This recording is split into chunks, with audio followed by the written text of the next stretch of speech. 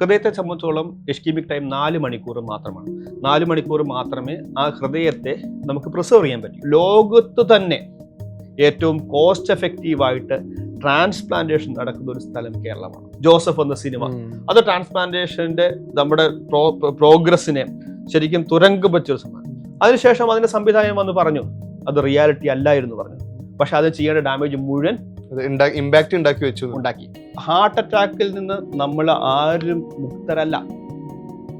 കൃത്യമായിട്ട് മനസ്സിലാക്കാം. നമ്മൾ നോ റിസ്ക് എന്ന് പറയുന്ന ഒരു കാറ്റഗറി ഇല്ല. കൂട്ടുകാരൊത്ത് കഞ്ചാവ് വലിച്ച ആദ്യമായിട്ട് കഞ്ചാവ് വലിക്കുന്ന ആദ്യത്തെ പുകയിൽ തന്നെ ഹാർട്ട് അറ്റാക്ക് ഉണ്ടായിട്ടുള്ള കുട്ടികളെ ഞാൻ കണ്ടു. 20-25 വയസ്സുള്ള ആളുകളെ ഞാൻ കണ്ടിട്ടുള്ളതാണ്.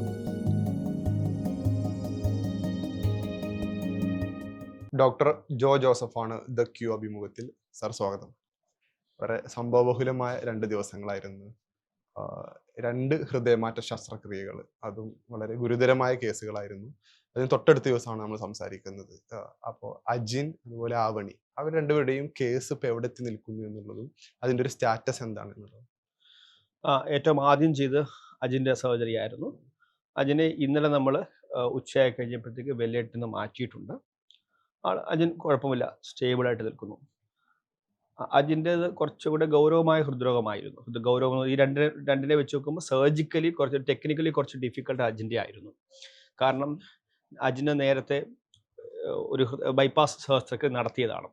ബൈപ്പാസ് നടത്താനുള്ള കാരണം എന്ന് പറയുന്നത് അജിൻ്റെ ഹൃദ്രോഗത്തിന് കാരണമായത്, ഹൃദയത്തിൻ്റെ പരാജയത്തിന് കാരണമായത് കവാസാക്കി ഡിസീസ് എന്ന് പറയുന്ന രോഗമാണ്.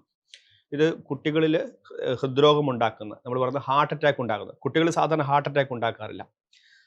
അതുകൊണ്ട് പക്ഷേ കുട്ടികൾ ഹാർട്ട് അറ്റാക്ക് ഉണ്ടാകുന്ന രോഗമാണ് കവാസാക്കിസ് ഡിസീസ്. ആ കവാസാക്കിസ് ഡിസീസിൻ്റെ ഭാഗമായി ഹാർട്ട് അറ്റാക്ക് ഉണ്ടാകുകയും സ്വാഭാവികമായിട്ടും ഹാർട്ട് അറ്റാക്കിന് ചെയ്യേണ്ട ചികിത്സകളാണ് ബൈപ്പാസ്, ആൻജിയോപ്ലാസ്റ്റി. അതെല്ലാം ചെയ്യും. 2012 ബൈപ്പാസ് ചെയ്തു, അതിനുശേഷം ആൻജിയോപ്ലാസ്റ്റി ചെയ്തു. പക്ഷേ ഹൃദയത്തിൻ്റെ പ്രവർത്തനങ്ങൾ കൂടുതൽ മോശമായിക്കൊണ്ടിരിക്കുന്ന അവസ്ഥയായിരുന്നു. ആ മോശമായ അവസ്ഥയിലാണ് ഹൃദയത്തിൻ്റെ പരാജയം ഉണ്ടായി. വേറൊരു മാർഗവും ഇല്ലാത്തപ്പോഴത്തേക്കാണ് അജിന് ഹാർട്ട് ട്രാൻസ്പ്ലാന്റേഷനെ കുറിച്ച് ആലോചിച്ചത്. സോ അതുകൊണ്ട് തന്നെ നേരത്തെ ഒരു ബൈപ്പാസ് ചെയ്തതാണ് അജിന്. So read സർജറിയാണ്. വീണ്ടും ഒരു സർജറി ചെയ്യുമ്പോഴത്തേക്കും അതിൻ്റെതായ കുറേ റിസ്ക് ഫാക്ടേഴ്സ് ഉണ്ട്. ടെക്നിക്കലി ഡിഫിക്കൽട്ടാണ്.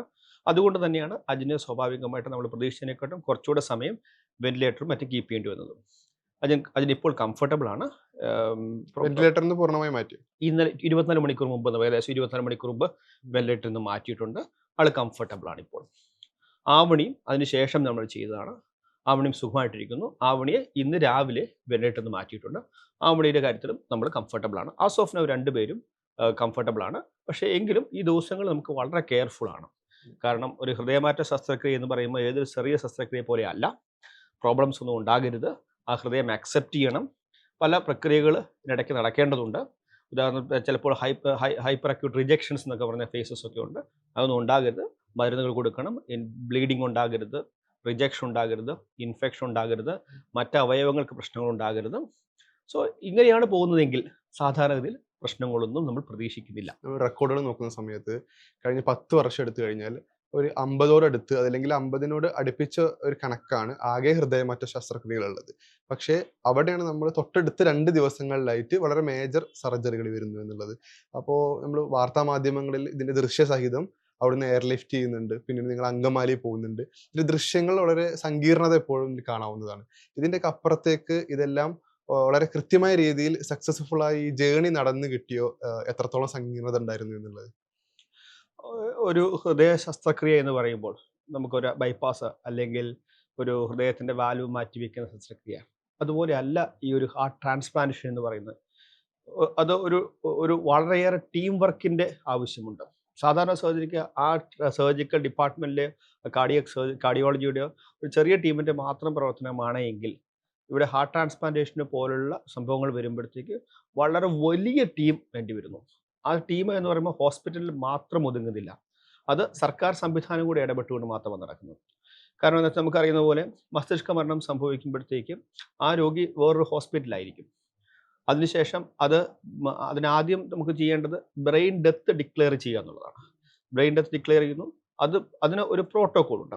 ആ പ്രോട്ടോക്കോൾ പാലിച്ചുകൊണ്ടാണ് ബ്രെയിൻ ഡെത്ത് ഡിക്ലെയർ ചെയ്യുന്നത്. അതിനുശേഷം ഇതെല്ലാം സ്റ്റേറ്റ് മോണിറ്റേഡ് ആണ്. മനസ്സിലായോ? നമ്മുടെ നാട്ടിൽ Kerala state organ and tissue transplant organisation ആണ്, KSOTO ഈ കാര്യങ്ങൾ കോർഡിനേറ്റ് ചെയ്യുന്നത്. ഓർഗൻ ആർക്ക് കൊടുക്കണം എന്നുള്ളത് KSOTO ആണ് അലോക്കേറ്റ് ചെയ്യുന്നത്. അതിനുശേഷം ഓർഗൻ റിട്രീവ് ചെയ്യാൻ പോകണം. മനസ്സിലായില്ലേ? വിദേശ രാജ്യങ്ങളിലൊക്കെ എന്ന് പറയുമ്പോഴത്തേക്ക് ഒരു ഓർഗൻ ഡൊണേഷൻ ഉണ്ടെങ്കിൽ ആ ഹോസ്പിറ്റലിലെ ടീം തന്നെ നമുക്ക് ഓർഗൻ എടുക്കുകയും അത് എവിടെയാണ് ആവശ്യമുള്ളത് അങ്ങോട്ട് കൊണ്ടുപോവുകയും ചെയ്യും.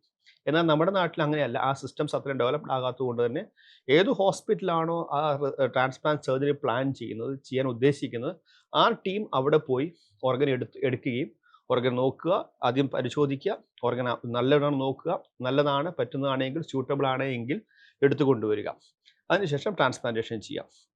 അതിനിടയ്ക്ക് അവിടെയാണ് സമയത്തിൻ്റെ കാര്യങ്ങൾ വരുന്നത്. കാരണം ഏതൊരു ഓർഗനും നശിച്ചു പോകാനുള്ള സാധ്യതകളുണ്ട്. ഏറ്റവും അതിനകത്ത് ഇഷ്കീമിക് ടൈം എന്ന് പറയും. അതായത് നമ്മൾ ആ ഓർഗൻ എടുത്തു കഴിഞ്ഞ് പിന്നെ ക്രോസ് ക്ലാമ്പ് ചെയ്യാൻ, അയോട്ടിക് ക്രോസ് ക്ലാമ്പ്, മഹാധമനി ക്രോസ് ക്ലാമ്പ് ചെയ്ത് കഴിയുമ്പോൾ എല്ലായിടത്തോടും രക്തോട്ടം നിലയ്ക്കും. ആ സമയത്തെയാണ് ക്രോസ് ക്ലാമ്പ് ടൈം എന്ന് പറയുന്നത്. അതുതൊട്ട് തുടങ്ങിയാണ് ഇഷ്കീമിക് ടൈം. ഓരോ ഓർഗൻസിനും ഇഷ്കീമിക് ടൈം വ്യത്യാസമുണ്ട്. ഹൃദയത്തെ സംബന്ധിച്ചോളം ഇഷ്കീമിക് ടൈം 4 മണിക്കൂർ മാത്രമാണ്. 4 മണിക്കൂർ മാത്രമേ ആ ഹൃദയത്തെ നമുക്ക് പ്രിസർവ് ചെയ്യാൻ പറ്റുകയുള്ളൂ. ഇതിൽ ഇപ്പോൾ പുതിയ നൂതനമായ ടെക്നോളജികളുണ്ട്. പക്ഷേ എങ്കിൽ നമുക്കിപ്പോൾ ഉള്ളത് ഈ ഐസിൽ കൊണ്ടുവരിക, ഓർഗൻ കൊണ്ടുവരിക എന്നത് മാത്രമേ. പെർഫ്യൂസ് ചെയ്യാനുള്ള സിസ്റ്റംസ് ഒക്കെ പുറത്ത് വിദേശ രാജ്യങ്ങൾ അവൈലബിൾ ആണ്, നമുക്കിവിടെ അവൈലബിൾ അല്ല, അത്രയും കോസ്റ്റ്ലി ആയതുകൊണ്ട് തന്നെ. സോ എടുത്തുകൊണ്ടുവന്ന ഹൃദയത്തെ 4 മണിക്കൂറിനുള്ളിൽ ഏത് രോഗിയാണോ രോഗിയിലേക്ക് തുന്നിച്ചേർക്കേണ്ടതുണ്ട്. താമസിക്കും തോറും ഇഷ്കീമിക് ടൈം കൂടും തോറും ഒരു റിസൾട്ട് മോശമാകാനുള്ള സാധ്യതകളുണ്ട്. അതുകൊണ്ട് സ്വാഭാവികമായിട്ടും തിരുവനന്തപുരം പോലുള്ള സ്ഥലത്തുനിന്ന്, അല്ലെങ്കിൽ ഇപ്പോൾ കോഴിക്കോട് പോലുള്ള സ്ഥലത്തുനിന്ന് ഇപ്പം എറണാകുളത്തോട്ട് കൊണ്ടുവരണമെങ്കിൽ റോഡ് മാർഗം കൊണ്ടുവരാൻ പ്രായോഗികമല്ല. അതുകൊണ്ടാണ് പലപ്പോഴും ഹെലികോപ്റ്റർ സംവിധാനങ്ങൾ വേണ്ടി വരുന്നത്. എയർലിഫ്റ്റ് ചെയ്യുന്ന ഒരു ഓപ്ഷനാണ് നമുക്കിപ്പോൾ അവൈലബിൾ ആയിട്ടുള്ളത്. അത് ഒരു സർജിക്കൽ ടീമോ ഒരു ഡിപ്പാർട്ട്മെന്റോ മാത്രം വിചാരിച്ച സമയം അത് അവിടെയാണ് ഗവൺമെന്റിന്റെ ഇടപെടൽ. സ്റ്റേറ്റിന്റെ ഇൻഫ്ലുവൻസ് വീണ്ടും അവിടെ വരുന്നതാണ്. ആദ്യം ഡൊണേഷൻ ഏകോപിപ്പിക്കുന്നു. രണ്ടാമത് ശേഷം സ്റ്റേറ്റ് ഡയറക്ട്ലി ഇൻവോൾവ് ആവുന്നു, എയർ ട്രാൻസ്പോർട്ടോ കാര്യങ്ങളൊക്കെ അറേഞ്ച് ചെയ്യാൻ പറ്റും. അതിനുശേഷം നമ്മൾ എങ്ങോട്ട് എയർപോർട്ടിൽ എത്തണം, അവിടുന്ന് നമ്മൾ എടുക്കുന്ന ആശുപത്രിയിൽ നിന്ന് എയർപോർട്ടിൽ എത്താനായിട്ട് സമയം കുറയ്ക്കാൻ വേണ്ടി ഗ്രീൻ കോറിഡോർ സംവിധാനം അതെല്ലാം എടുത്തു കൊടുക്കുന്നുണ്ട്. അതിനുവേണ്ടി പോലീസിന്റെയും ധാരാളം ഏജൻസികളുടെ സഹായം വേണം. അതിനുശേഷം ഇവിടെ എത്തിക്കഴിഞ്ഞാൽ തന്നെ ഏത് ആശുപത്രിയോടെ ട്രാൻസ്പോർട്ട് ചെയ്യുന്ന അങ്ങോട്ട് എത്താൻ വേണ്ടി ഒരു ഗ്രീൻ ചാനൽ ഒരുക്കേണ്ടതുണ്ട്, ഗ്രീൻ കോറിഡോർ ഒരുക്കേണ്ടതുണ്ട്. അത് ചെയ്യുന്ന എല്ലാം പോലീസാണ്. സോ ഒരു വ്യക്തിയോ ഒരു ടീമോ ഒരു ഡിപ്പാർട്ട്മെന്റോ അതല്ലെങ്കിൽ കേന്ദ്രീകരിച്ചതുകൊണ്ട് ഒരു കാര്യമില്ല.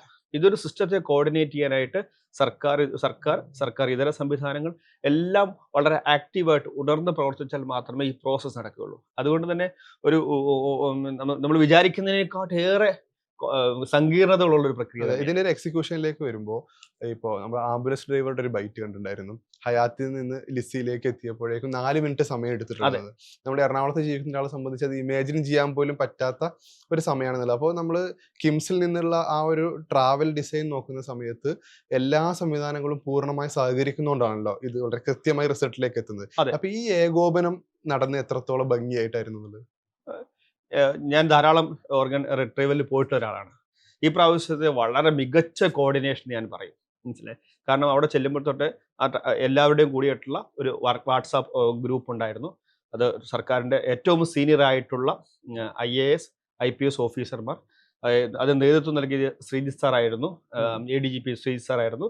ശ്രീജിത്ത് സാർ നേതൃത്വത്തിൽ KSOTOയുടെ executive director, nodal officer doctor Noble Gracious, തിരുവനന്തപുരത്തെ സിറ്റി പോലീസ് കമ്മീഷണർ, എറണാകുളത്തെ സിറ്റി പോലീസ് കമ്മീഷണർ, മുതിർന്ന IPS ഉദ്യോഗസ്ഥർ, IAS ഉദ്യോഗസ്ഥർ, എല്ലാവരും KSOTOയിലുള്ള ഉദ്യോഗസ്ഥർ, ട്രാൻസ്പ്ലാന്റ് കോർഡിനേറ്റേഴ്സ്, പോകുന്ന എല്ലാ ഹോസ്പിറ്റലുകളിലെയും ഡോക്ടർമാർ, എവിടെ നിന്നൊക്കെയാണോ ഉള്ളത്, കിംസിലെ ഡോക്ടർമാർ, വേറെ എവിടെ നിന്നുണ്ടെങ്കിൽ അവിടുത്തെ ഡോക്ടർമാർ എല്ലാവരും ഉൾപ്പെടെയുള്ള ഒരു ഗ്രൂപ്പ് ഉണ്ടായിരുന്നു, വാട്സാപ്പ് ഗ്രൂപ്പ് ഉണ്ടായിരുന്നു.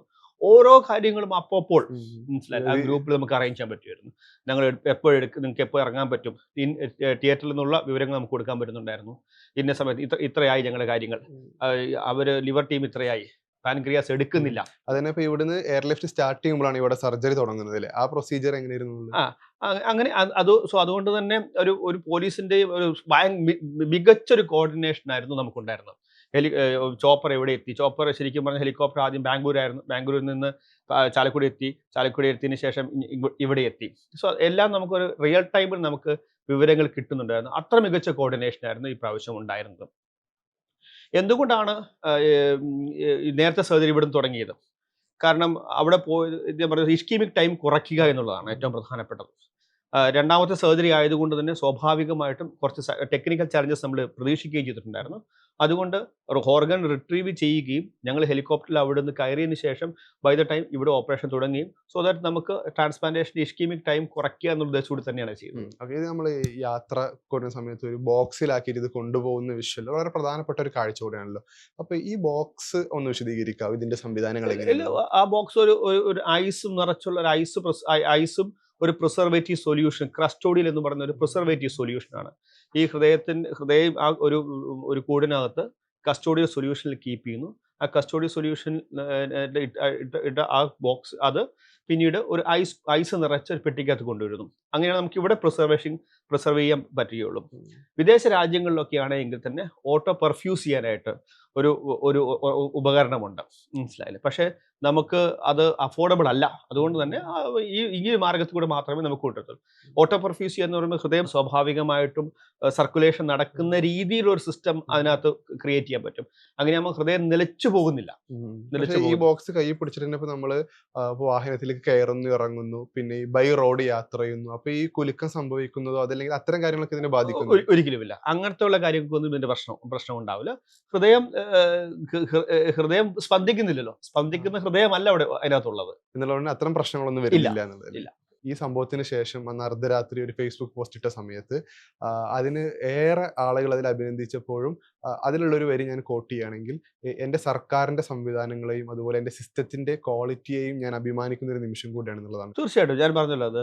കാരണം നമുക്കറിയാം തലേദിവസം, അതായത് ബുധനാഴ്ച രാത്രി ഞാൻ ഏകദേശം കേസെല്ലാം കഴിഞ്ഞിട്ട് ഒരു 10 മണിയായപ്പോഴത്തേക്ക് വീട്ടിലെത്തിയ ശേഷം ഒരു 12 മണിയൊക്കെ കഴിഞ്ഞപ്പോഴത്തേക്കാണ് 12 മണിക്കാണ് ഇങ്ങനെ ഒരു ഓർഗൻ ഹാർവെസ്റ്റ് ചെയ്യാൻ പോകാനുള്ള സാധ്യത ഉണ്ടെന്ന് മനസ്സിലാക്കുന്നത്.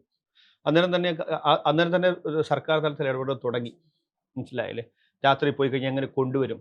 അത് ഓഫീസുകളിൽ നിന്ന്, മിനിസ്റ്റേഴ്സിൻ്റെ ഓഫീസുകളിൽ നിന്ന്, മുഖ്യമന്ത്രിയുടെ ഓഫീസിൽ നിന്ന്, ആരോഗ്യമന്ത്രിയുടെ ഓഫീസിൽ നിന്ന്, പി രാജീവ് മിനിസ്റ്ററിൻ്റെ ഓഫീസിൽ നിന്ന്, സംസ്ഥാനത്തെ ഉന്നത തലത്തിലുള്ള പോലീസ് മേധാവികളിൽ നിന്നൊക്കെ ഉണ്ടായിരുന്നു.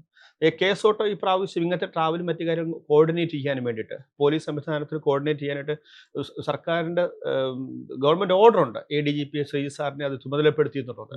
അങ്ങനെ വളരെ കൃത്യമായ രീതിയിലാണ് ഈ പ്രാവശ്യം കേസ് ഓട്ടോ ഈ കാര്യങ്ങൾ കോർഡിനേറ്റ് ചെയ്തത്. സോ ഒന്ന്, സർക്കാർ സംവിധാനങ്ങൾ വേണം. രണ്ടിനൊരു സിസ്റ്റം ഉണ്ട്. ഞാൻ പറഞ്ഞതാണ് ഏറ്റവും സംവിധാനം. നമുക്ക് നമ്മുടെ എല്ലാവരുടെയും വിചാരണം എന്ന് പറയുമ്പോഴത്തേക്ക് ഒരു ഓർഗൻ ഉണ്ടെങ്കിൽ നമുക്ക് പോയി എടുത്തുകൊണ്ട് വരാം, അല്ല, മനസ്സിലായി? വളരെ കൃത്യമായ ഒരു സിസ്റ്റം നമുക്കുണ്ട്. അതിനെയാണ് ഞാൻ മുമ്പ് പറഞ്ഞ കേസ് ഓട്ടോ എന്ന് പറയുന്നത്. ഏതൊരു ബ്രെയിൻ ഡെത്ത് പേഷ്യൻറ്റും പൊട്ടൻഷ്യൽ ഡോണർ എന്നാണ് കണക്കാക്കുന്നത്. ബ്രെയിൻ ഡെത്ത് ഉണ്ടായിക്കഴിഞ്ഞാൽ അത് ബ്രെയിൻ ഡെത്ത് ആണെന്ന് ഡിക്ലെയർ ചെയ്യുകയും അങ്ങനെ ഞങ്ങൾക്കൊരു ബ്രെയിൻ ഡെത്ത് പേഷ്യൻ്റ് ഉണ്ട് എന്ന് അത് കേസ് ഓട്ടോ അറിയിക്കണം എന്നുള്ളതാണ്.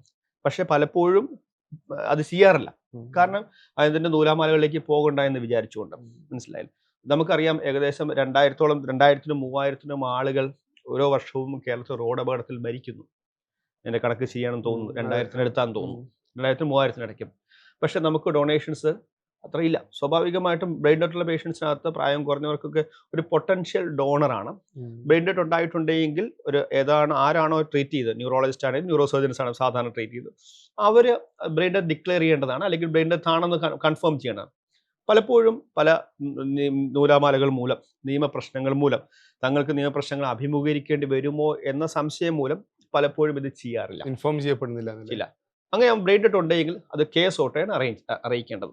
കേസ് ഓട്ടോ ബ്രെയിൻ ഡെത്ത് ആണോ എന്ന് കൺഫേം ചെയ്യും. എങ്ങനെയാണ് കൺഫേം ചെയ്യുന്നത്? അതിന് ആപ്നിയ ടെസ്റ്റ്, അതിന് പല പ്രത്യേക ടെസ്റ്റുകളുണ്ട്.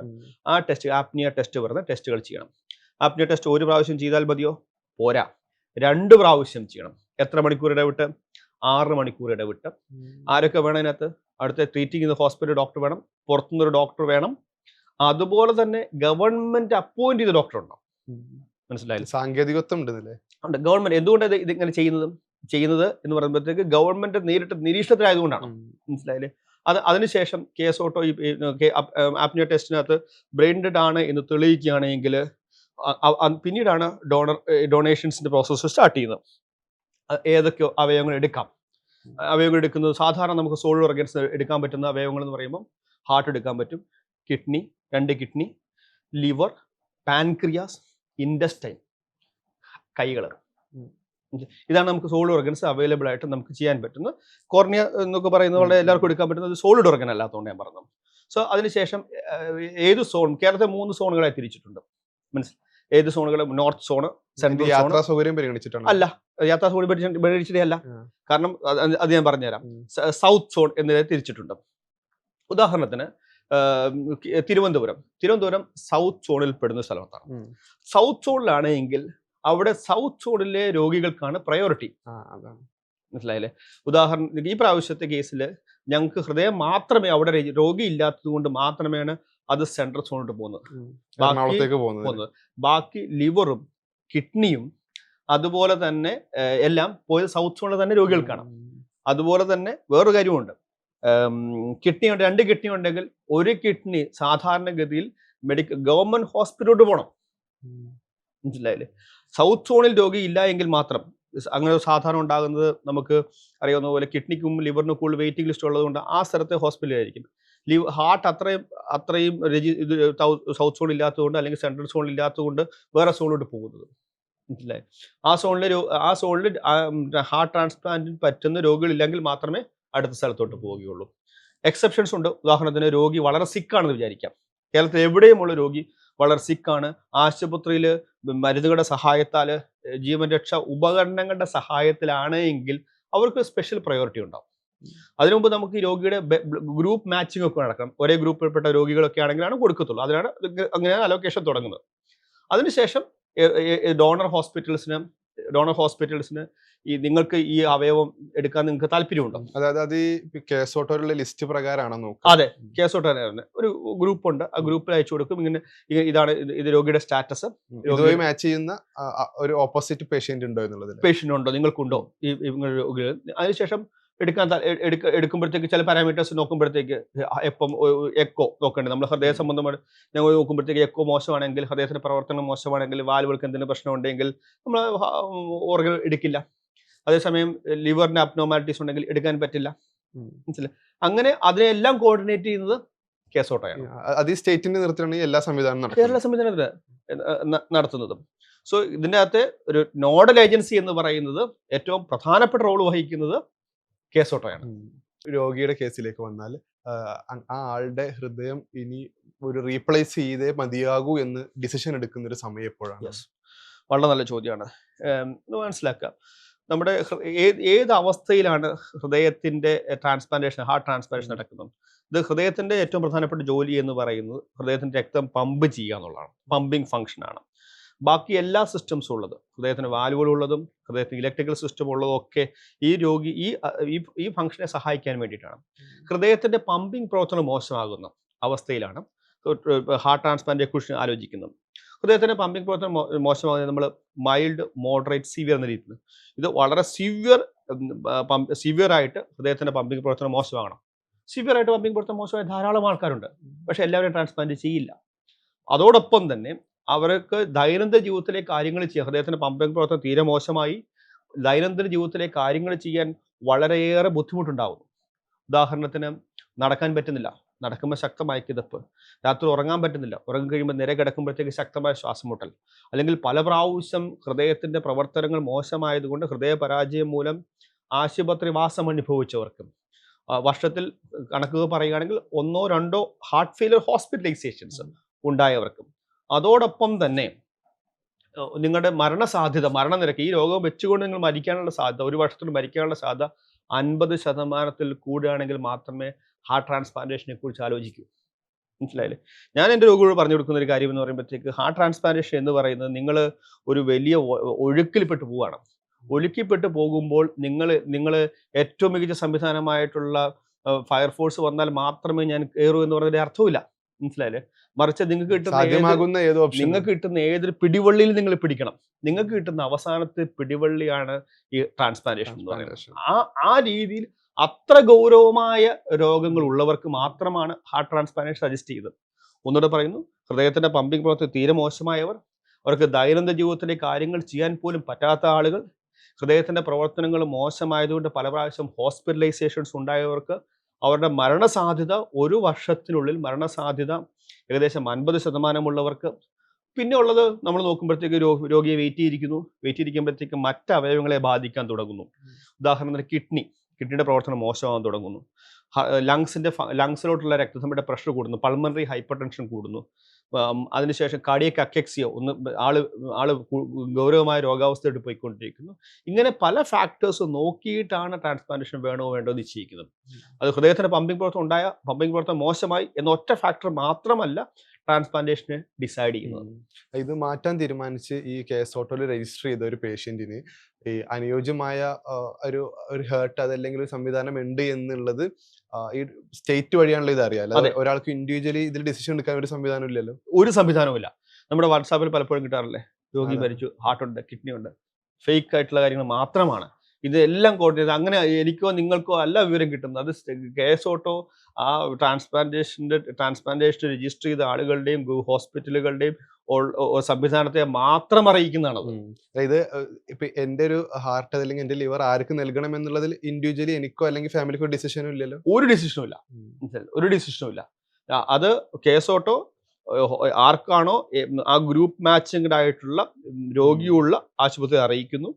ആ അറിയിച്ചതിന് ശേഷം ഏത് സോണിൽ നിങ്ങൾ പെടുന്നു, നിങ്ങളുടെ രോഗിയുടെ ഗൗരവാവസ്ഥ എങ്ങനെയാണ്, ഇതെല്ലാം നോക്കിയിട്ടാണ് കേസ് ഓട്ടോ നിശ്ചയിക്കുന്നത് ആര് ഓർഗൻ കൊണ്ടുപോകണം. അതായത് ഇപ്പൊ ഐസക്കിന്റെ ഫാമിലിക്ക് ഇത് അജീനിക്ക് നൽകണം എന്ന കാര്യത്തിൽ അഭിപ്രായം ഇല്ല, അതല്ലെങ്കിൽ കൊടുക്കരുത് എന്നുള്ള അഭിപ്രായം ഇല്ല. തീരുമാനിക്കുന്നത് ഈ കേസ് ഓട്ടാണ്, സർക്കാരാണ് തീരുമാനിക്കുന്നത്. അതിന്റെ എല്ലാ കാര്യങ്ങളും ഏകോപിപ്പിക്കുന്നത്. ഇതിൽ തന്നെ ഇപ്പോ ഹൃദയം മാറ്റിവെക്കണമെന്ന് ഡോക്ടർമാർ നിശ്ചയിച്ച ഒരു രോഗിക്ക് അനുയോജ്യമായ ആ ഒരു ഡോണർ ഉണ്ട് എന്ന് തെരഞ്ഞെടുക്കുന്ന ഒരു പ്രൊസീജിയർ ശരിക്കും ഇത് എങ്ങനെയാണ് മാച്ച് ആകുന്നു എന്ന് കണ്ടെത്തുന്നത് എങ്ങനെയാണ്? മാച്ച് ആകുന്നത് പ്രധാനമായിട്ട് ഗ്രൂപ്പ് മാച്ച് ചെയ്യുന്നു. ഗ്രൂപ്പ്. പിന്നെ ഉള്ളത് നമ്മൾ നോക്കുന്നത് ഹൃദയത്തിന്റെ ഏകദേശ സൈസും മറ്റു കാര്യങ്ങളൊക്കെയാണ്. അല്ലാതെ വേറെ കാര്യമായ മാച്ചിങ് ഇതല്ല. ഒന്ന് ഗ്രൂപ്പ്, രണ്ടാമത്തേത് ഹൃദയം അനുയോജ്യമാണോ എന്നുള്ളത്. ഉദാഹരണത്തിന് ചെറിയ കുട്ടികൾക്കാണെങ്കിൽ വലിയ ഹൃദയം പറ്റില്ല. അങ്ങനത്തെ പല കാര്യങ്ങളുണ്ട്. അതുപോലെ തന്നെ male to female but female to male പലപ്പോഴും ഇഷ്യൂ ഉണ്ട്. മെയിൽ ടു ഫീമെയിൽ കുഴപ്പമില്ല. അതേ female heart to a male recipient പലപ്പോഴും അതിന്റെ റിസൾട്ട്സ് മോശമാണ്. അതിനർത്ഥം നമുക്ക് വേറെ ഓപ്ഷൻസ് ഒന്നുമില്ല. മനസ്സിലായില്ലേ? കാരണം നമ്മൾ ട്രാൻസ്പ്ലാന്റ് ചെയ്ത രോഗികൾ എന്ന് പറയുമ്പോഴത്തേക്ക് ഞാൻ പറയുന്ന പോലെ ഒരു കുത്തൊഴുക്ക് ഒലിച്ചു പോകുന്ന ആളുകൾക്കാണ് ഏത് പിടിവള്ളിയും കിട്ടുക എന്നുള്ളതാണ്. സോ ഏറ്റവും പെർഫെക്റ്റ് ആയിട്ട് ഒരു ഹാർട്ട് ചിലപ്പോൾ വെയിറ്റ് ചെയ്താൽ അത് പ്രശ്നങ്ങളിലേക്ക് പോകാൻ സാധ്യതയുണ്ട്. സോ അതുകൊണ്ട് തന്നെ നമ്മൾ ഈ പ്രധാനമായിട്ട് നോക്കുന്നത് നമ്മൾ ഈ പറയുന്ന രോഗിയുടെ അവസ്ഥ, ഗ്രൂപ്പ്, സൈസ്, അങ്ങനത്തെ കാര്യങ്ങൾ മാത്രം. ഇപ്പൊ ഈ ഡോണർ ഉണ്ട്, അത് മാച്ച് ആണ് എന്ന എല്ലാ സംവിധാനവും ക്ലിയർ ആയി കഴിഞ്ഞു കഴിഞ്ഞാൽ പിന്നീട് ഇതിന്റെ ഒരു പ്രൊസീജിയർ ഓൺ ചെയ്യുന്നത് എങ്ങനെയാണ്? അതായത് ഇവിടുന്ന് ഇത് ലിഫ്റ്റ് ചെയ്ത് ഇവിടെ എത്തിക്കുന്നു, ഇതിന്റെ സർജറി, ആ ഒരു പ്രൊസീജിയർ ഒന്ന് കുറച്ചുകൂടി സാധാരണക്കാർക്ക് മനസ്സിലാവുന്ന ഒരു സംവിധാനത്തിൽ ഒന്ന് പറയാം. ഉദാഹരണത്തിന് അത് എവിടെയാണ് ഡോണർ ഉള്ളതിനെ അനുസരിച്ചിരിക്കും. ഉദാഹരണത്തിന് കഴിഞ്ഞ ദിവസം ഞങ്ങൾ അങ്കമാലിയിൽ പോയിട്ടുണ്ടായിരുന്നു. നമ്മുടെ തൊട്ടടുത്തൊരു സ്ഥലമാണ്. മനസ്സിലായില്ലേ? അവിടെ നമ്മൾ എന്താണ് പ്രതീക്ഷിക്കുന്നത്? ഒരു ഇഷ്കീമിക് ടൈം നമുക്ക് കാര്യമായിട്ട് ഉണ്ടാകില്ല. ഇഷ്കീമിക് ടൈം കുറയ്ക്കാൻ പറ്റും, യാത്ര അത്രയും അധികം ഇല്ലാത്തതുകൊണ്ട്. അതുകൊണ്ട് തന്നെ നമ്മൾ അവിടെ പോയി, അന്ന് ഉച്ചയ്ക്ക് തന്നെ നമ്മൾ പോയി ഹാർട്ട് നോക്കി, എങ്ങനെയുണ്ട്, ഹാർട്ടിൻ്റെ എക്കോയും മറ്റു കാര്യങ്ങളും ചെയ്തു, ബ്ലഡ് റിപ്പോർട്ട്സ് കണ്ടു, ECG കണ്ടു, രോഗിയെ നോക്കി. ഹാർട്ട് എടുക്കാൻ പറ്റുന്നതാണ് എന്ന് നമ്മൾ വിചാരിക്കുകയാണെങ്കിൽ നമ്മളത് അക്സെപ്റ്റ് ചെയ്യും. ഞങ്ങൾ ഈ ഹാർട്ട് എടുക്കുകയാണ് എന്ന് കേസ് ഓട്ടോ അറിയിക്കുന്നു. അങ്ങനെ ആകുമ്പോഴത്തേക്ക് അതോടൊപ്പം തന്നെ ലിവറിന്റെ ആളുകളുണ്ട്, ലിവർ ടീം സ്വീകരിക്കാൻ വേണ്ടി, അല്ലെങ്കിൽ ലിവർ എടുക്കേണ്ട ആൾക്കാരുണ്ട്. സോ നിങ്ങൾ എപ്പോഴാണ് ഈ രോഗിയെ നമുക്ക് തിയേറ്ററോട് എടുക്കേണ്ടത് ഹാർവെസ്റ്റിന് വേണ്ടിയിട്ടുള്ളത്? ചിലപ്പം ഈ ടീമൊക്കെ വരേണ്ടിയിരിക്കും. ചിലപ്പോൾ ലിവർ ടീം ദൂരെ നിന്നായിരിക്കും, അവർക്ക് എത്തണം. മനസ്സിലായില്ലേ? ഇപ്പം ഉദാഹരണത്തിന് തിരുവനന്തപുരത്ത് നിന്ന് ഒരു ലിവർ ടീം ആണെങ്കിൽ ആ ടീം തിരുവനന്തപുരത്ത് എത്തേണ്ട സമയമുണ്ട്. അതെല്ലാം കോർഡിനേറ്റ് ചെയ്യുന്ന കേസ് ഓട്ടോയാണ്. അതിനുശേഷം എല്ലാവർക്കും പറ്റും സ്യൂട്ടബിൾ ആയിട്ടുള്ള സമയം, രോഗിയുടെ കണ്ടീഷൻ സ്റ്റേബിൾ ആണെങ്കിൽ ഒരു സ്യൂട്ടബിൾ ആയിട്ട് സമയത്ത് നമ്മൾ ഹാർവെസ്റ്റ് ചെയ്യുന്നു. ടീമെല്ലാം വന്ന് ഹാർവെസ്റ്റ് ചെയ്തതിനു ശേഷം ഓരോ ഹോസ്പിറ്റലിലേക്ക് കൊണ്ടുപോകുന്നു. അല്ല, പിന്നീട് ഈ ഹോസ്പിറ്റലിൽ എത്തിക്കഴിഞ്ഞാൽ അതായത് ഇപ്പൊ ലിസിയിലേക്ക് നിങ്ങൾ ഹാർട്ട് കൊണ്ടുപോകുന്ന വിഷ്വൽ വരെ നമ്മൾ കണ്ടു. പിന്നീട് അവിടെ ആ ഹോസ്പിറ്റലിൽ ഉണ്ടാവുന്ന ഒരു സംവിധാനങ്ങൾ എങ്ങനെയാണ്? അത് നമ്മൾ റെസിപ്പിയന്റ് സർജറിയാണ്. റെസിപ്പിയന്റ് സർജറി എന്ന് പറയുമ്പോൾ ഹാർട്ട് നമ്മൾ രോഗിയുടെ ഹാർട്ട്, ആർക്കാണ് റിസീവ് ചെയ്യാനുള്ള ആ ഹാർട്ട് എടുത്ത് മാറ്റുന്നു. ആ സമയത്ത് ഹൃദയത്തിൻ്റെ സർക്കുലേഷൻ നടക്കുന്ന ഹാർട്ട് ലങ് മെഷീനിലോട്ട് മാറ്റുന്നു. അതിനുശേഷം ഹൃദയം തുന്നിപ്പിടിപ്പിക്കുന്നു. ഹൃദയം തുന്നിപ്പിടിക്കുമ്പോൾ പ്രധാനമായിട്ടും അനസ്റ്റമോസിസുകളാണ്. പ്രധാനപ്പെട്ട രക്തധമനികളുണ്ട്. മഹാധമനി, അയോട്ട സ്റ്റിച്ച് ചെയ്യുന്നു. അതുപോലെ തന്നെ പൾമണറി വെയിൻസ് സ്റ്റിച്ച് ചെയ്യുന്നു. പിന്നെയുള്ളത് നമ്മുടെ അശുദ്ധ രക്തവുമായിട്ട് ബന്ധപ്പെട്ട IVC, SVC എന്ന് പറയുന്ന ധമനികൾ, സുപ്പീരിയർ വീന കാവ എന്ന ധമനി, ഇൻഫീരിയർ വീന കാവ എന്ന ധമനികൾ നമ്മൾ സൂച്ചർ ചെയ്യുന്നു. മനസ്സിലായില്ലേ? അതാണ് അതിനുശേഷം സ്വാഭാവികമായിട്ടും ഹൃദയം സ്വന്തം തന്നെ പ്രവർത്തിക്കാൻ തുടങ്ങുന്നു. അത് കുഴപ്പമില്ല എന്ന് ഉറപ്പുവരുത്തുന്നു. ബ്ലീഡിങ്ങുകളൊന്നുമില്ല എന്ന് ഉറപ്പുവരുത്തുന്നു. ഹൃദയം പ്രവർത്തിക്കുന്നില്ല എങ്കിൽ, അല്ലെങ്കിൽ പ്രവർത്തിക്കാൻ സമയമെടുക്കുകയാണെങ്കിൽ വേറെ സപ്പോർട്ട് സിസ്റ്റംസ് ആയിട്ടുള്ള IABP, ECMO അങ്ങനത്തെ സംവിധാനങ്ങൾ വേണമെന്ന് ആലോചിക്കുന്നു. എവറിത്തിങ് എല്ലാം നോർമലാണ് എങ്കിൽ നമ്മൾ ചെസ്റ്റ് അടച്ച് രോഗിയെ ഐസിയുട്ട് ഷിഫ്റ്റ് ചെയ്യുന്നു. ഇസ്റ്റിമിംഗ് ടൈം എന്ന് പറഞ്ഞതുപോലെ ഇതൊരു ഗോൾഡൻ ഹവർ കണക്കാക്കേണ്ടത് എത്ര സമയമാണ്? ആ ഒരു പ്രൊസീജിയർ എങ്ങനെയാണ്? ഞാൻ പറഞ്ഞല്ലോ, ഇതിനകത്ത് ഗോൾഡൻ അവർ അല്ല, ഇതിനകത്ത് നമ്മൾ പറയുന്നത് ഇഷ്കീമിക് ടൈം എന്നുള്ളതാണ്. ഇഷ്കീമിക് ടൈം എത്രയും കുറയ്ക്കുക എന്നുള്ളതാണ് ലക്ഷ്യം. ഹൃദയത്തെ സംബന്ധിച്ചോളം ഇഷ്കീമിക് ടൈം 4 hours ആണ്.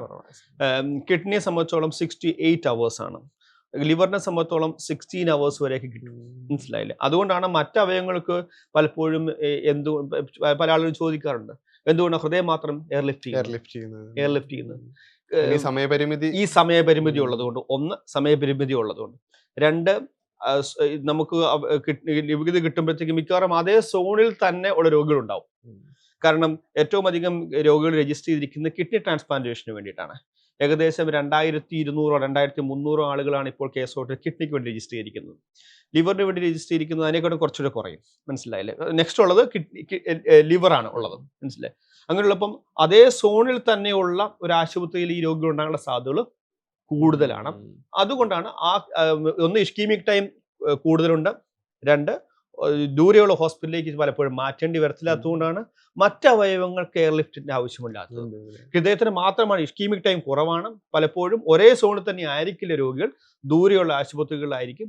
അതുകൊണ്ട് അങ്ങോട്ട് കൂടുതൽ അറ്റൻഷൻ വേണ്ടി വരുന്നത് അതുകൊണ്ട്. അറ്റൻഷൻ അല്ല, എയർ ലിഫ്റ്റിനുള്ള സാധ്യത. ഒന്ന്, ഇഷ്കീമിക് ടൈം കുറവാണ്. ആ ഹൃദയത്തിന് വേഗത്തിൽ എത്തിക്കേണ്ട ആവശ്യമുണ്ട്. രണ്ട്, ഒരേ സോണിൽ തന്നെ ചിലപ്പം രോഗി ഉണ്ടാവില്ല. കാരണം ഹൃദയത്തിന് വേണ്ടി ഇപ്പോൾ വെയിറ്റ് ചെയ്യുന്നത് 85 രോഗികൾ മാത്രമേ ഉള്ളൂ അവസാനത്തെ കണക്ക് പ്രകാരം. അങ്ങനെയാകുമ്പോൾ ഇപ്പോൾ സെൻട്രൽ സോണിൽ ചിലപ്പം ആശുപത്രികൾക്ക് രോഗികളില്ലായിരിക്കും. അങ്ങനെയാകുമ്പോഴത്തേക്ക് ആ അവയവത്തെ എടുക്കാൻ വരുന്നത് ചിലപ്പം സൗത്ത് സോണിലോ നോർത്ത് സോണിലോ ആശുപത്രികളായിരിക്കും. അങ്ങോട്ട് എത്തിക്കണമെങ്കിൽ ബൈ റോഡ് എത്തിക്കാൻ പലപ്പോഴും പ്രയാസമാണ്. അതെ, ഇതിലിപ്പോൾ ഈ സർജറി കഴിഞ്ഞ് കഴിഞ്ഞ ദിവസം തന്നെ ജോസ് ഡോക്ടറും കൂടി ഇത് ഓക്കെയാണ്, ഇത് സക്സസ് ആണ് നമ്മുടെ ഉദ്യമം എന്ന നിലക്ക് മാധ്യമങ്ങളോട് സംസാരിക്കുന്നുണ്ടായിരുന്നു. അപ്പോൾ ഇതിന്റെ ഒരു പ്രൊസീജിയർ ഏത് സമയത്താണ് ഓക്കെ നമ്മൾ ഈ മിഷൻ കഴിഞ്ഞു എന്ന് തീരുമാനിക്കുന്നത് എപ്പോഴാണ്? മിഷൻ കഴിഞ്ഞു എന്ന് പറയുന്നത് ഞങ്ങളുടെ ഭാഷയിൽ പറഞ്ഞാൽ ഓരോ ഘട്ടങ്ങളാണ്. ഒന്ന്, നമ്മൾ ഹൃദയം ഇടിക്കുന്ന അവസ്ഥ, ഹൃദയം തന്നെ പ്രവർത്തിക്കുന്ന അവസ്ഥ, ഒന്നാമത്തെ ഘട്ടം. അതാണ് ഏറ്റവും പ്രധാനപ്പെട്ടത്. അതിനുശേഷം ഒരു പോസ്റ്റ് ഓപ്പറേറ്റീവ് ഫേസ് ഉണ്ട്. ആ പോസ്റ്റ് ഓപ്പറേറ്റീവ് ഫേസ് വേറെ ഏറ്റവും പ്രധാനപ്പെട്ട ഘടകം ഒന്നാണ് ഈ പറയുന്ന വെന്റിലേറ്ററിൽ നിന്ന് മാറ്റുക എന്നൊരു രണ്ടാമത്തെ ഘട്ടം. മെഷീനുകളുടെ സഹായം ചിലപ്പോൾ ഉണ്ടാകും. ഞാൻ പറഞ്ഞു IABP അല്ലെങ്കിൽ ECMO പറഞ്ഞ മെഷീനുകൾ ഉണ്ടാകും. അത് അടുത്ത ഘട്ടം. മനസ്സിലായില്ലേ? അതിനുശേഷം രോഗി ICU മാറ്റുന്നൊരു ഘട്ടമുണ്ട്. മനസ്സിലായില്ലേ? അതിനുശേഷം രോഗിയെ ഡിസ്ചാർജ് ചെയ്യുന്നൊരു ഘട്ടമുണ്ട്. ഈ രോഗിയെ ഡിസ്ചാർജ് ചെയ്യുന്ന ഘട്ടം എത്തി കഴിയുമ്പോഴത്തേക്ക് സ്റ്റേജ് ആയി കഴിയുമ്പോഴത്തേക്ക് മാത്രമേ ഇത് പൂർണ്ണമായ സക്സസ് എന്ന് പറയാൻ പറ്റുകയുള്ളൂ.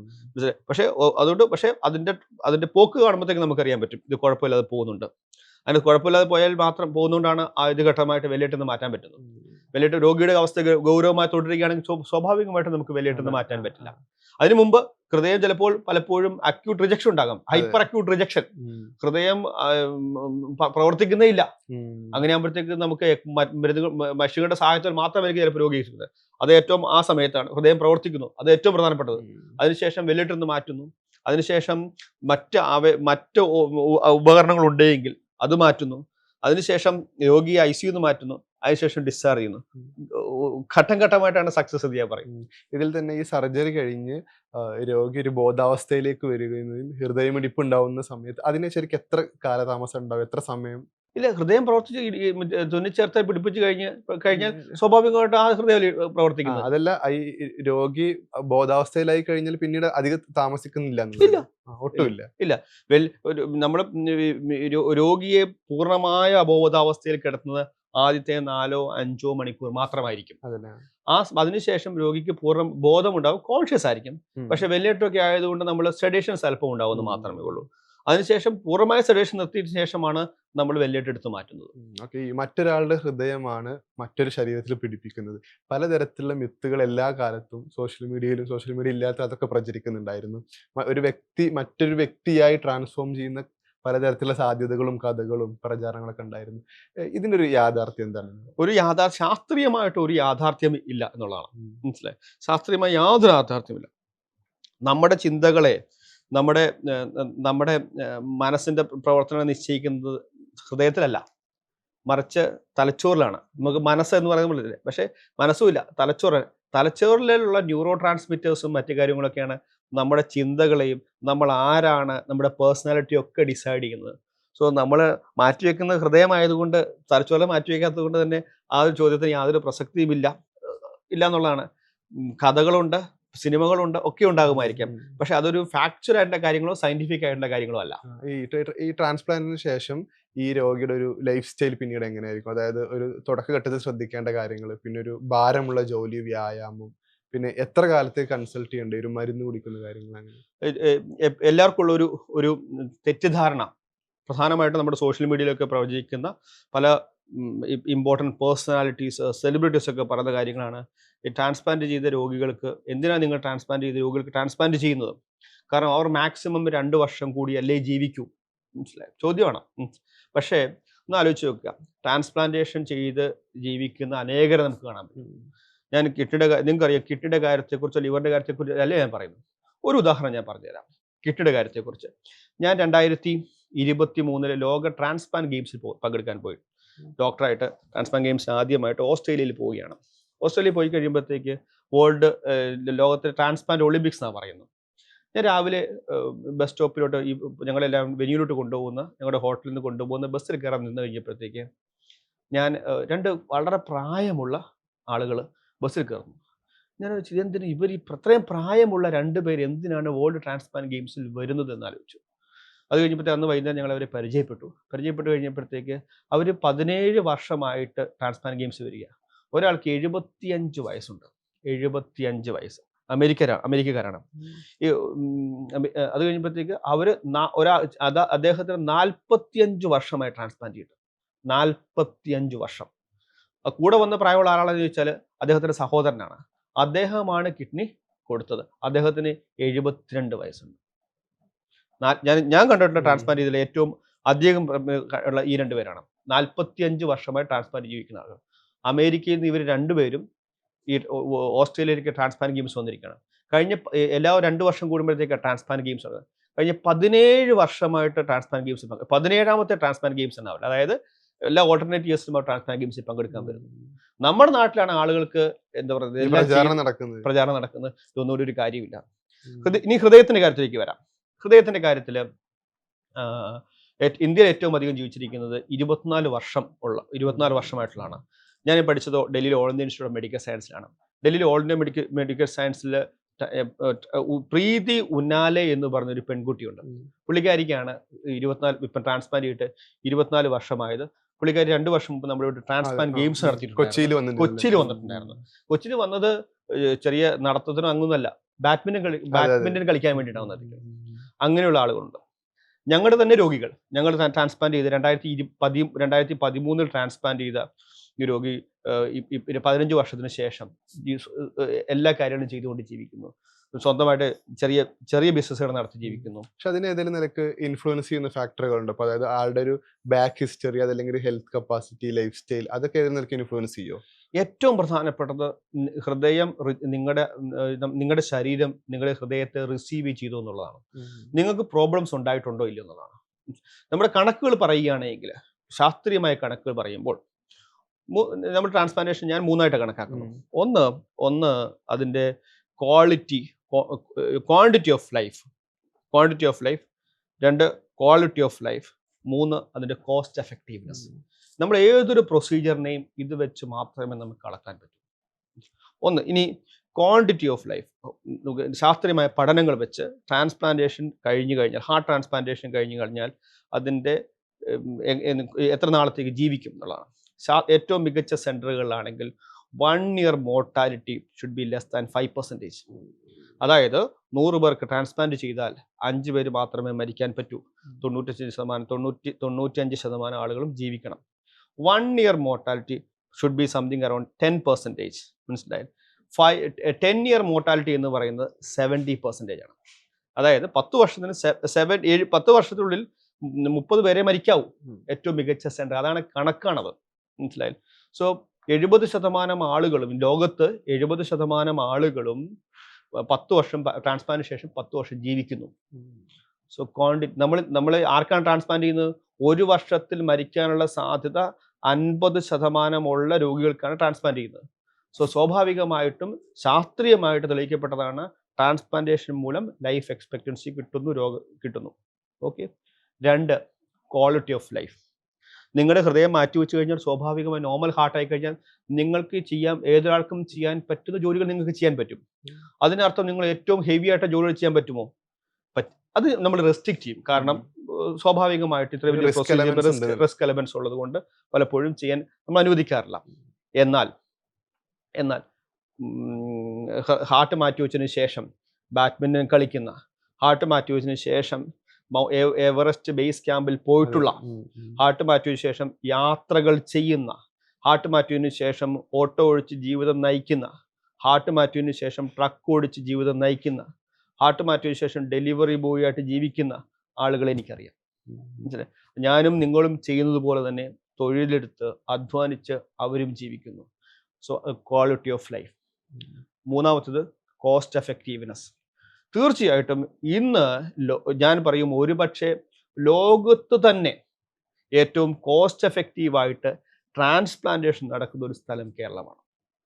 ഞാൻ അങ്ങനെ പറയാൻ കാരണം വിദേശ രാജ്യങ്ങളിലേക്ക് ഒന്നും പോകണ്ട. വിദേശ രാജ്യത്തെ ചികിത്സയും നമ്മുടെ നാട്ടിലെ ചികിത്സയുടെയും എന്താ പറയുക കോസ്റ്റ് വ്യത്യാസം നിങ്ങൾക്ക് എല്ലാവർക്കും അറിയാം. സോ അത് വിട്. നമുക്ക് ഇപ്പോൾ ഈ കഴിഞ്ഞ 2-3 വർഷമായിട്ട് നമ്മൾ അനുഭവിക്കുന്ന ഒരു പ്രോബ്ലം എന്ന് പറയുന്നത് നമുക്കിവിടെ ട്രാൻസ്പ്ലാന്റേഷൻ പ്രോഗ്രാം വളരെ ഡൾ ആയതുകൊണ്ട്, ട്രാൻസ്പ്ലാന്റേഷൻ ഇല്ലാത്തതുകൊണ്ട് നമുക്ക് പല രോഗികളെയും നമുക്ക് അടുത്തുള്ള പറഞ്ഞയക്കേണ്ടി വരുന്നു. അതർ സ്റ്റേറ്റുകളിലേക്ക്, ഉദാഹരണത്തിന് ചെന്നൈയിലേക്ക്, ഹൈദരാബാദിലേക്ക്, ബാംഗ്ലൂരിലേക്കൊക്കെയാണ് പറഞ്ഞയക്കുന്നത്. നമുക്ക് അവിടെ വ്യത്യാസം അറിയാൻ പറ്റും. നമ്മുടെ ഇന്ന് അറ്റ്ലീസ്റ്റ് ഒരു 3 ഇരട്ടി ആയിരിക്കും അവിടുത്തെ കോസ്റ്റ് വരുന്നത്. അത് പ്രൊസീജിയറിന്റെ കാര്യം മാത്രമാണ്. നിങ്ങളൊന്ന് ആലോചിച്ച് നോക്കൂ.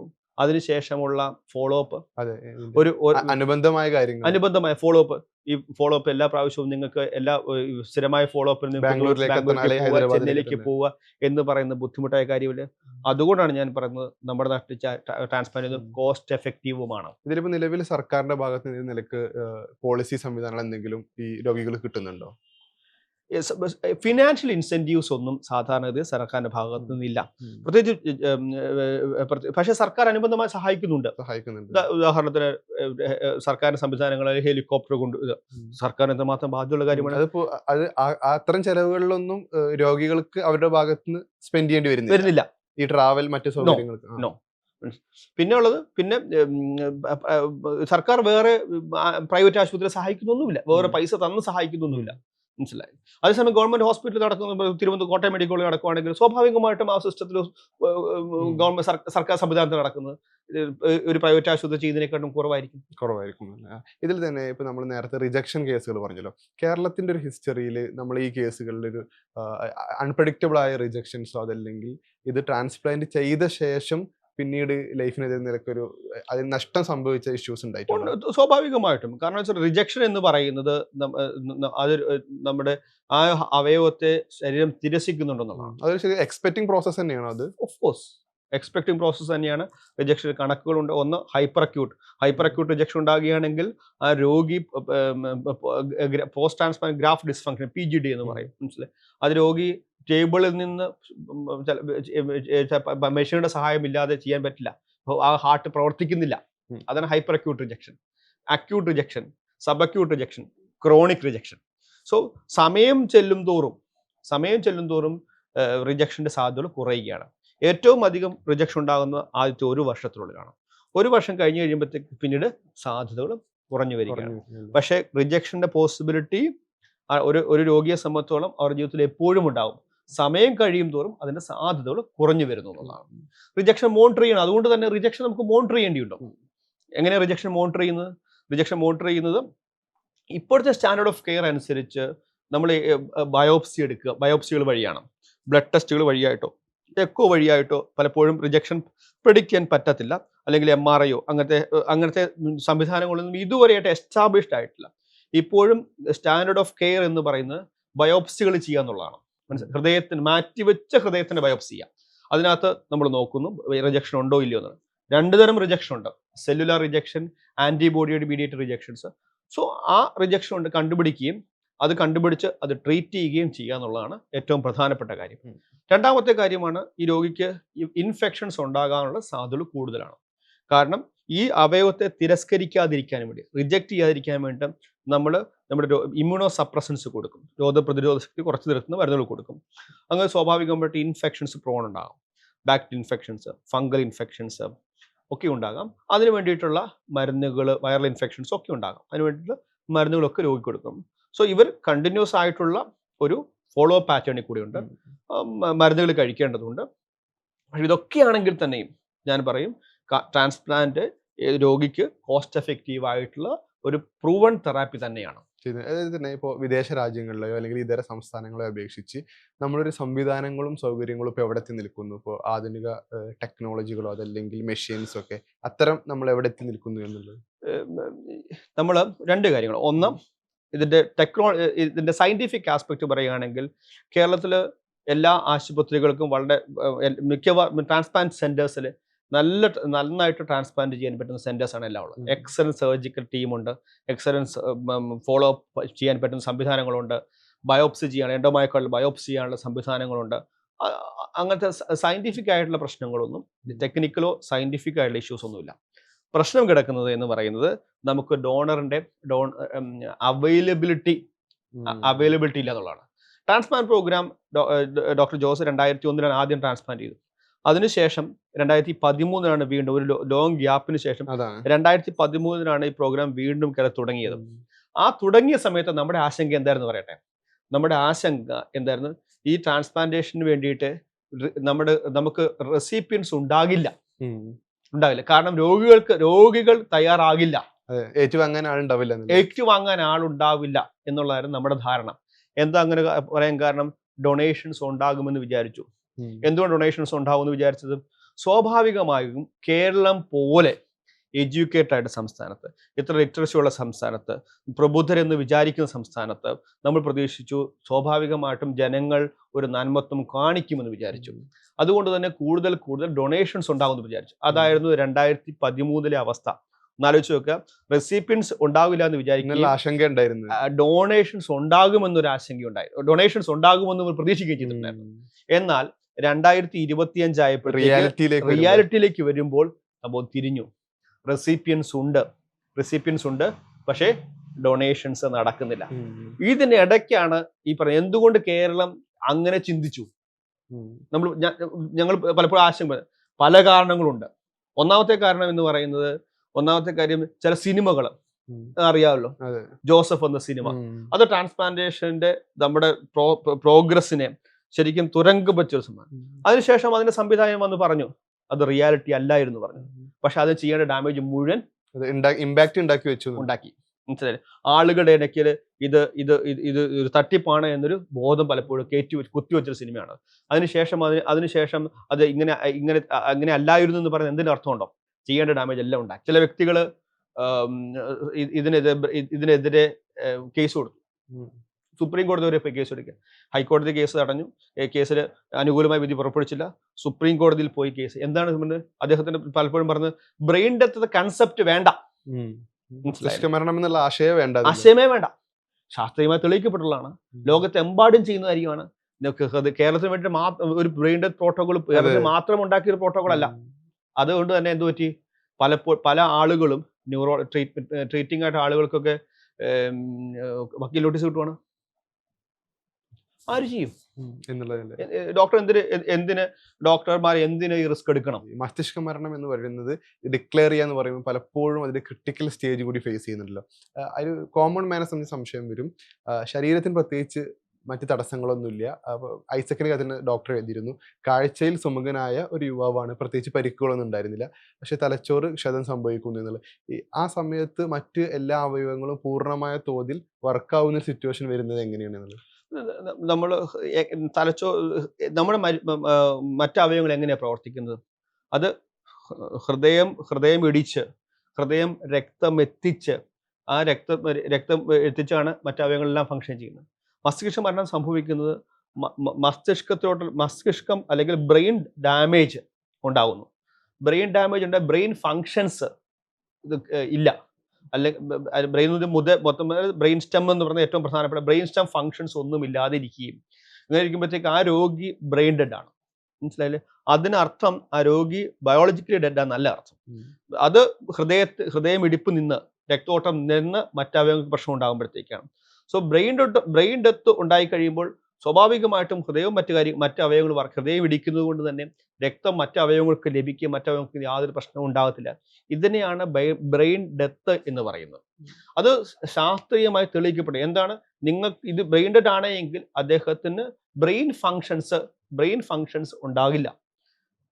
മറ്റ് അവയവങ്ങൾക്ക് ഫങ്ഷൻസ് ഉണ്ടാകാം. ഇതിനോടൊപ്പം തന്നെ ഇപ്പൊ നമ്മൾ ഈ ഡോണേഴ്സിനെ കാത്തു കിടക്കുന്ന, അതല്ലെങ്കിൽ ഹൃദയത്തിനായി കാത്തു കിടക്കുന്ന 85 രോഗികൾ നമ്മൾ പുതിയ ഡാറ്റ പ്രകാരം പറഞ്ഞല്ലോ. ഇവർ ഈ സമയം വൈകുന്തോറും ഇതിൽ എത്രത്തോളം ആശങ്ക സംഭവിക്കുന്നു എന്നുള്ളത് നമ്മൾ ഏറ്റവും നിരാശപ്പെടുന്ന ഒരു കാര്യം ഇതാണ്. കാരണം നമുക്ക് ഡൊണേഷൻസിന്റെ കാര്യം പറഞ്ഞു വരാം. ഡൊണേഷൻസ് കേരളത്തിൽ ട്രാൻസ്പ്ലാന്റ് ബ്ലോക്ക് 2013 വീണ്ടും ആരംഭിച്ചു. 2013 ആരംഭിച്ചത്. 2015-16 കാലഘട്ടങ്ങളിൽ നമുക്ക് ഡൊണേഷൻസ് ഉണ്ടായിരുന്നു. ഏകദേശം ആ കാലത്ത് 76-80 ഡൊണേഷൻസ് 15-നും 16 70-നും 80-നും ഇടയ്ക്ക് ഡൊണേഷൻസ് നടന്നിട്ടുണ്ടായിരുന്നു. ഇന്ത്യയിൽ അന്നത്തെ കാലഘട്ടത്തിൽ ഡൊണേഷൻസിന്റെ ഏറ്റവും അധികം ഡൊണേഷൻസ് നടക്കുന്ന സംസ്ഥാനങ്ങൾ 5ാമത്തെ നിലയിലായിരുന്നു കേരളം. 5ാമത്തെ നിലയിൽ ഉണ്ടായിരുന്നു. പക്ഷേ അതിനുശേഷമാണ് ട്രാഫിക് സിനിമ വരുന്നത്. അതിനുശേഷമാണ് അലിഗേഷൻസ് വരുന്നത്. അതിനുശേഷമാണ് സോഷ്യൽ മീഡിയയിൽ ഇതിനെക്കുറിച്ചുള്ള വ്യാപകമായ തെറ്റിദ്ധാരണാജനകമായ പ്രചാരണം ഉണ്ടായത്. ഓരോ വർഷം ചെല്ലുന്തോറും ഡൊണേഷൻസ് കുറഞ്ഞു. നമ്മൾ ഇതേ സംസാരിക്കുന്ന 2025 കർണാടകയിലും തമിഴ്നാടും ഒരു വർഷം തന്നെ 100-ലേറെ. ഞാനത് പറഞ്ഞുതരാം. ഇപ്പം കഴിഞ്ഞ വർഷം ഒഫീഷ്യൽ കണക്ക് പറയാം 10-11 ഡൊണേഷൻസ് മാത്രമേ 2024 നടന്നിട്ടുള്ളൂ. 76-ന്ന് 2016-ലേക്ക് 2022-ലേക്ക് വരുമ്പോഴത്തേക്ക് 76-ന്ന് 11-ആയി കുറഞ്ഞു. ഒരു കാലത്ത് ഏറ്റവും ഡൊണേഷൻസ് നടക്കാത്ത ഒരു സ്ഥലമായിരുന്നു കർണാടക. അതുപോലെ തന്നെ തൊട്ടടുത്ത തമിഴ്നാട്. ഇന്ന് ഏറ്റവും അധികം ഡൊണേഷൻസ് നടക്കുന്ന സ്ഥലം തമിഴ്നാടും കർണാടകയാണ്. ഒന്നും വേണ്ട, നമ്മൾ നോർത്ത് ഇന്ത്യൻ സ്റ്റേറ്റ്സ് ഞങ്ങൾ ആലോചിക്കാറുണ്ട്. ഒരു പ്രാവശ്യം 2015-16 കാലഘട്ടങ്ങളിൽ ഞങ്ങളുടെ ടീമായിരുന്നു, ഡോക്ടർ ജോസിന്റെ നേതൃത്വത്തിലുള്ള ഞങ്ങളുടെ ടീം ബോംബെയിൽ പോവാണ്. അവിടുത്തെ ഒരു ഹോസ്പിറ്റലിലെ ട്രാൻസ്പ്ലാന്റേഷൻ ടീമിന് ട്രാൻസ്പ്ലാന്റേഷനെ കുറിച്ച് പറഞ്ഞു കൊടുക്കാൻ വേണ്ടിയിട്ട്. കാരണം അന്ന് അവിടെ ചെയ്യുന്നില്ലായിരുന്നു. പക്ഷെ ഇന്ന് ബോംബെ ഏറ്റവും അധികം ട്രാൻസ്പ്ലാന്റേഷൻ, ഗുജറാത്ത്. കുറച്ചുകൂടി ക്ലാരിറ്റി വരുത്തിയാൽ, കേരളത്തിൽ ഇത് കുറയാനുള്ള കാരണത്തെ കുറിച്ച് നമ്മൾ അന്വേഷിക്കുമ്പോൾ ഈ ഇതര സംസ്ഥാനങ്ങളിൽ ഇത് കൂടാനുള്ള കാരണം എന്തായിരിക്കും എന്നുള്ളത് കൂടെ ഞാൻ 3 കാര്യങ്ങൾ പറഞ്ഞു. ഒന്ന് എന്ന് പറയുന്നത് ചില നമ്മുടെ മാധ്യമങ്ങളിൽ കൂടെയും നവമാധ്യമങ്ങളിൽ കൂടെയും കിട്ടുന്ന തെറ്റായ വാർത്തകൾ ആളുകളേക്ക് സ്വാഭാവികമായിട്ട് ഇൻഫ്ലുവൻസ് ചെയ്യപ്പെടുന്നുണ്ട്. ഒന്നാമത്തെ കാര്യം. രണ്ടാമത്തെ കാര്യം എന്ന് പറയുമ്പോഴത്തേക്ക് നിങ്ങൾക്കൊന്ന് ആലോചിച്ച് നോക്കിക്കേ. ഞാനൊരു ന്യൂറോ സർജൻ ആണെങ്കിൽ എൻ്റെ അടിയിൽ ഒരു റോഡ് ട്രാഫിക് ആക്സിഡന്റ് നടന്ന ഒരു രോഗി ഉണ്ടെന്ന് വിചാരിക്കുക. ബ്രെയിൻ ഡെഡ് ആയി. ഞാൻ എടുക്കേണ്ട ഹെഡേക്കിനെ കുറിച്ച് നിങ്ങൾ ആലോചിക്കണം. കാരണം അത് ഞാൻ കേസോട്ട് അറിയിക്കണം. കേസോട്ട് അറിയിച്ചു കഴിയുമ്പോഴത്തേക്ക് കേസോട്ട് പറയും ബ്രെയിൻ ഡെഡ് ആണെങ്കിൽ ആപ്നിയ ടെസ്റ്റ് ചെയ്യണം. ആപ്നിയ ടെസ്റ്റ് ചെയ്യണമെങ്കിൽ രാത്രിയിലാണെങ്കിൽ ഡോക്ടർ വരണം, ഞാനും ഉണ്ടാകണം, എൻ്റെ വേറെ 3 ഡോക്ടർമാരുണ്ടാകണം. അതിനുശേഷം 6 മണിക്കൂർ കഴിയുമ്പോഴത്തേക്ക് വീണ്ടും വരണം. മനസ്സിലായില്ലേ? വീണ്ടും വന്നു ഇതെല്ലാം ചെയ്യണം. ഇതിന്റെ സാമ്പത്തിക ചെലവ് ഈ പേഷ്യന്റിനെ വഹിക്കണം. ഗവൺമെന്റ് ഹോസ്പിറ്റൽ സിസ്റ്റം സാമ്പത്തികമായ ചെലവൊന്നും കാര്യമായിട്ടൊന്നും ആളുകൾക്ക് അത്തരം കൺസേൺ ആണോ ഇതിൽ നിന്ന് പിന്മാറ്റം? അല്ല. അതിനുശേഷം ഇതെല്ലാം ഓർഗൻ എടുക്കാൻ തീരുമാനിച്ചു. 2 ആഴ്ച കഴിയുമ്പോഴത്തേക്ക് 1 മാസം കഴിയുമ്പോഴത്തേക്ക് നിങ്ങൾക്ക് ഒരു വക്കീൽ നോട്ടീസ് കിട്ടുവാണ്. ഒന്നും വേണ്ട. അതിനുശേഷം 2 വർഷം കഴിയുമ്പോഴത്തേക്ക് ഫാമിലി ഇങ്ങടുത്ത് പറയാണ്, അന്ന് ഞങ്ങൾ തെറ്റിദ്ധരിക്കപ്പെട്ടതാണ്. ഇത് സോഷ്യൽ മീഡിയയിൽ പ്രചരിപ്പിക്കുന്നു. ആ ഡോക്ടർ വഴിയായിട്ട് ഞങ്ങളുടെ ആള് ബ്രെയിൻ ഡെത്ത് അല്ലായിരുന്നു. ആർക്ക് വേണ്ടി? ചെയ്യാൻ പറ്റുന്നില്ലേ? ആർക്ക് വേണ്ടി? സ്വാഭാവികമായിട്ടും ട്രീറ്റിംഗ് ഡോക്ടേഴ്സ് തീരുമാനിക്കില്ലേ, വേണ്ട ബ്രെയിൻ ഡെത്ത്. ഇത് കേസോട്ടെ അറിയിക്കേണ്ടതൊക്കെ ഈ ഫാമിലിയുടെ താല്പര്യമാണോ, അതല്ല ഹോസ്പിറ്റലിന്റെ ഉത്തരവാദിത്തമാണോ? Brain death declaration is mandatory. Brain dead ആണെന്ന് പറയുന്നത് മാൻഡേറ്ററി ആണ്. ബ്രെയിൻ ഡെഡ് അല്ല എന്ന് തീരുമാനിച്ചാൽ മതി. അതെ, സ്വാഭാവികമായി മരണത്തിന് വിട്ടുകൊടുത്താൽ മതി. ഈ മസ്തിഷ്ക മരണം സംഭവിക്കുന്ന സമയത്ത് മാത്രമാണോ ശരിക്കും ഈ ഹൃദയം ഉപയോഗിക്കാൻ പറ്റിയ മറ്റൊരു ബോഡിയിലേക്ക്? നമ്മൾ പുറം നാടുകളിൽ പുതിയ അതിനേക്കാൾ ഏറെ പുരോഗമിച്ചു. അവർ ഡൊണേഷൻ ആഫ്റ്റർ സർക്കുലേറ്ററി ഡെത്ത് എന്ന കൺസെപ്റ്റ് പോയിക്കൊണ്ടിരിക്കുകയാണ്. മനസ്സിലല്ലേ? നമ്മളെന്നത്തേക്ക് ഇപ്പോഴും മസ്തിഷ്ക മരണത്തെക്കുറിച്ച് സംശയം പ്രയോഗിച്ചുകൊണ്ടിരിക്കുകയാണ്. അത് ഇപ്പോൾ വിദേശ രാജ്യങ്ങളിൽ ബ്രെയിൻ ഡെത്ത് മാത്രമല്ല, ഏതൊരു മരണത്തിന് സർക്കുലേറ്ററി ഡെത്ത് ഉണ്ടായാൽ പോലും ഡൊണേഷൻ ഹാർട്ട് ഓർഗൻസ് എടുക്കാവുന്ന എന്നതിനെ കുറിച്ച് ആലോചിച്ചുകൊണ്ടിരിക്കുന്നു. അന്നേരം നമ്മളിപ്പോഴും പണ്ട് ബ്രെയിൻ ഡെത്ത് എന്ന കൺസെപ്റ്റ് ഉണ്ടോ ഇല്ലയോ എന്നതിനെ കുറിച്ച് ആലോചിച്ചു.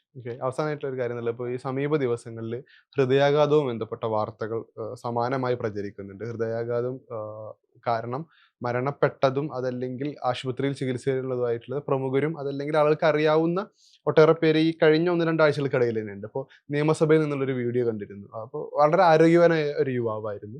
അദ്ദേഹം നൃത്തം കളിക്കുന്നതിനിടയിലാണ് കുഴഞ്ഞു വീഴുന്നതും മരിക്കുന്നത്. അപ്പോൾ 2 തരത്തിലുള്ള അപകടങ്ങളുണ്ട്. ഒന്ന്, ഇത്തരം കുഴഞ്ഞു വീഴുന്ന ആളുകൾക്ക് അടിയന്തര ശുശ്രൂഷ നൽകുന്ന കാര്യത്തിൽ ഒരു തരത്തിലും ആളുകൾ കൺസേൺ അല്ല എന്നുള്ളത്. രണ്ടാമത്, ഇത് യുവാക്കളിൽ കൂടുന്നതിന് പലതരം കാരണങ്ങൾ. അപ്പോൾ ഇത്തരം സോഷ്യൽ മീഡിയ പ്രചാരണങ്ങൾ വരുന്നുണ്ടല്ലോ, അപ്പോൾ എന്തുകൊണ്ടാണ് ഇത് ആവർത്തിക്കപ്പെടുന്നത് എന്നുള്ളത്? 2 കാര്യം മനസ്സിലാക്കുക. ഒന്ന്,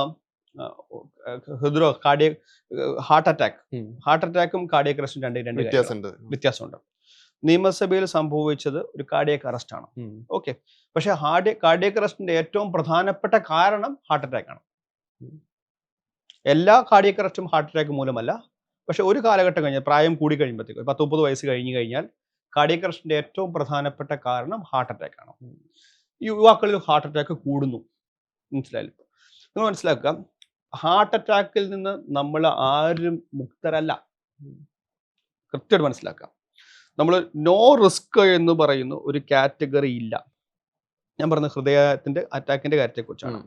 നോ റിസ്ക് കാറ്റഗറി എന്ന് പറയുന്നത് ഒരു 10-20 വർഷം വരെ. മനസ്സിലായില്ലേ? കുട്ടികൾക്ക് ഒന്നും സാധാരണഗതിയിൽ ഹാർട്ട് അറ്റാക്ക് ഉണ്ടാകാൻ സാധ്യതയില്ല.